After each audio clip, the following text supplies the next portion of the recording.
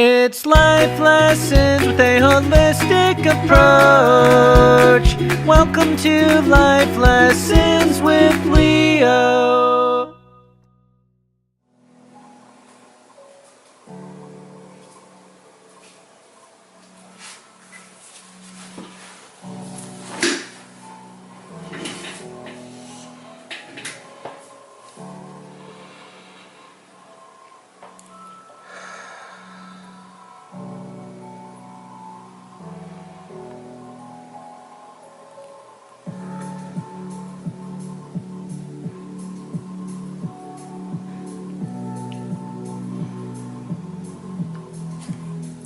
Good evening, loves. I hope everyone has had a great Monday in Mercury retrograde, but just a great Monday in general.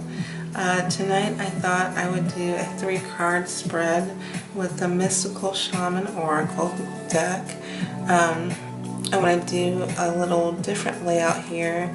Instead of doing past, present, or future, something along the lines of that. I wanted to do mind, body, and soul. I've just been asking the universe, what do we need right now? As so many people that I talk to, they're really having a hard time with this retrograde. So I want to know what we need for our mind, what we need for our body, and what we need for our soul. I truly love poetry, so I thought we could take a moment and read from Pillow Thoughts. My husband bought me this book this past weekend, and it's by Courtney Pepperneal. So I'm just going to, like shuffling cards, pick a random page. Alright, here we go. It says, "Your feelings are valid and real." Oh, look at that. How divine is that? "Do not let anybody denounce them just because they do not feel the same way. These feelings do not make you weak or clingy or overly emotional. They make you strong, brave, and beautiful. You are not merely made of stardust. You are the comet streaking through the sky on the way to do good and bright things." I think that is so beautiful. I think that is so lovely.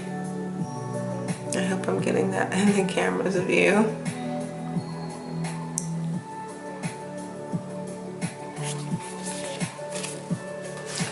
And now, let us proceed with our reading. I'm gonna shuffle. I've already called in my team, and right now we're just sitting in the space of love. I don't know where you are or what you're doing, but I invite you to call in your team. I invite you to call in the light. I invite you to call in peace and love and harmony, and allow that to overtake you right now. To just relax a moment, be taken care of, be loved.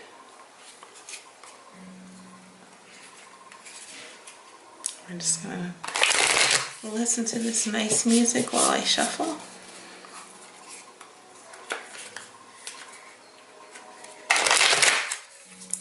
Okay.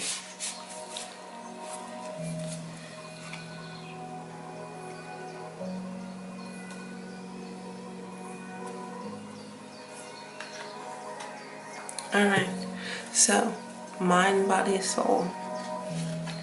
Mind, the Sweat Lodge. Ooh, there's so many things that could come from that. Body, the Holy Mountain. And soul, the Rattle. Oh, Alan Watts is talking. So one of my favorite philosophers. So the Sweat Lodge.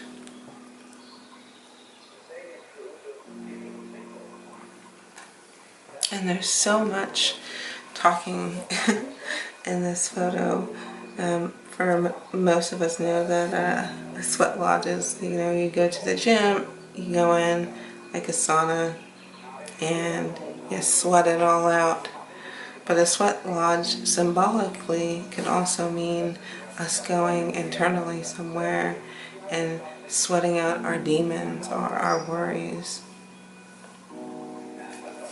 So, and all of these happen to be in the upright position, so that's nice. Tonight we'll get the invitation versus the medicine.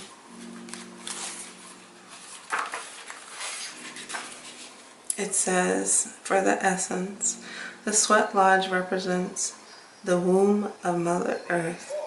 Volcanic stones are heated in a fire outside, then brought into the lodge and placed in a shallow hole in the center.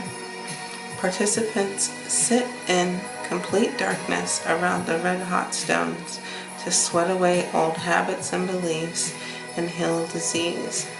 When you return humbly to the womb of the mother, you are offered second chances. So it's like we were saying, you're going in and sweating out those demons. So for our mind tomorrow, I want you to go into it with surrender. I know so many people do not like that word, but I want you to surrender over to the positive. And I want you to stop trying to fight the negative. Because when we give our mind so much to something, sometimes it overtakes us. And we do that so much with negativity. The invitation says, this is a time to journey inward into the dark and hidden places of your soul to connect with the ancient earth wisdom. You can also create a sacred and intimate space in the dark by lighting a candle. Observe what emerges, and without judging it, invite it to bring you its gifts. You are being offered an opportunity to shed and heal from the aspects of your life you have outgrown. Do not worry that you will be consumed by the process. I think that's one reason why many of us don't like to work on our stuff, is because it becomes entirely too overwhelming. But this invitation from Mother Earth is asking us to do this exercise in lighting a candle and just stare into the candle.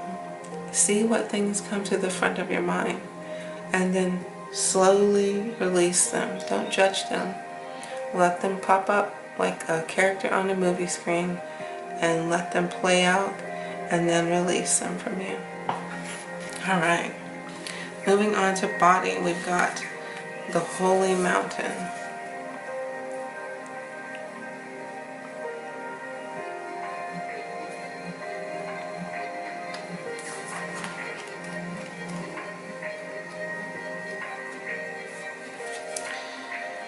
And when I think about the Holy Mountain and I think about the body, I always think about our bodies being temples and being these, upright walking structures, but being temples still. And when you think of a mountain, a holy mountain, it's a place that you go to get away, that's revered.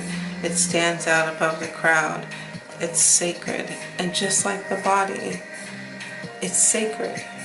Okay, so we're sacred.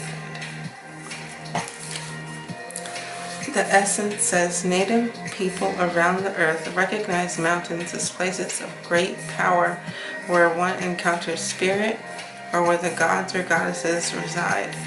In ancient Greece, Mount Olympus was the home of the 12 main gods and goddesses. In Tibet, pilgrims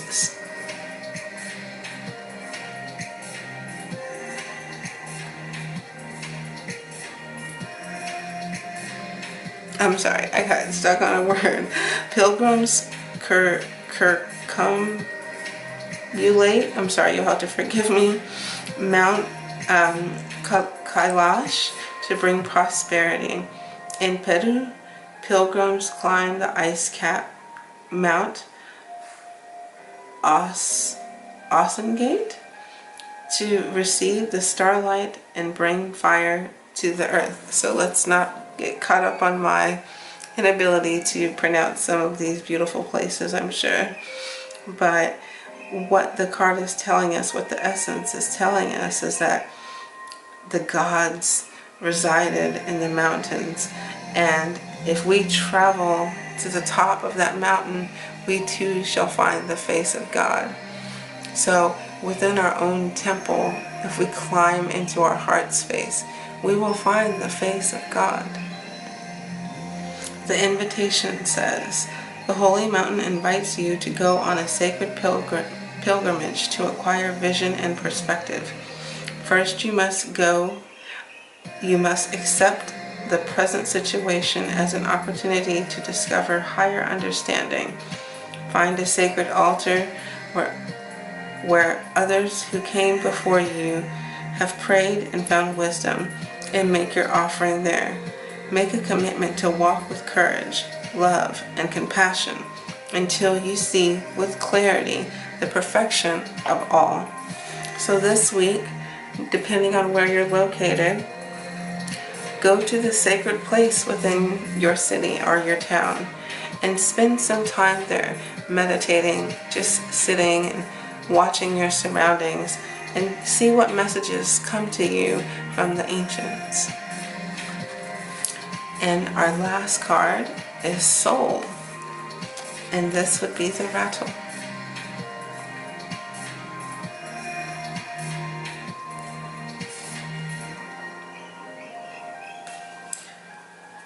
And when I look at this and I see the rattle and I think about the soul, for some reason I think automatically of a baby. When I think about our soul and the innocence of it, like you think of the innocence of a baby, where in your life have you not been treating yourself like that precious child, like that precious baby? Where in your life do you have needs that you feel are not met because you can't vocalize them?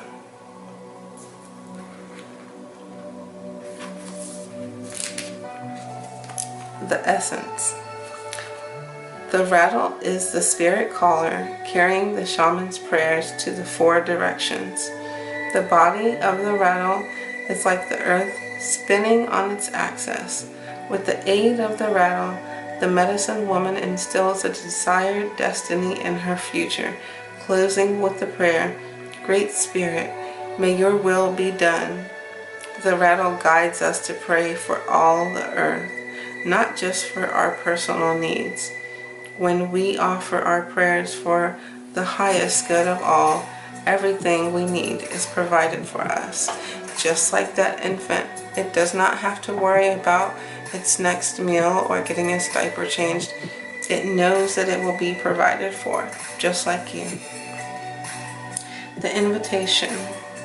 The rattle comes to invite you to work with the tools of spirit, but be careful. They are very sharp and can hurt you and others if they are not used mindfully. Set your old tools aside and take up drawing instruments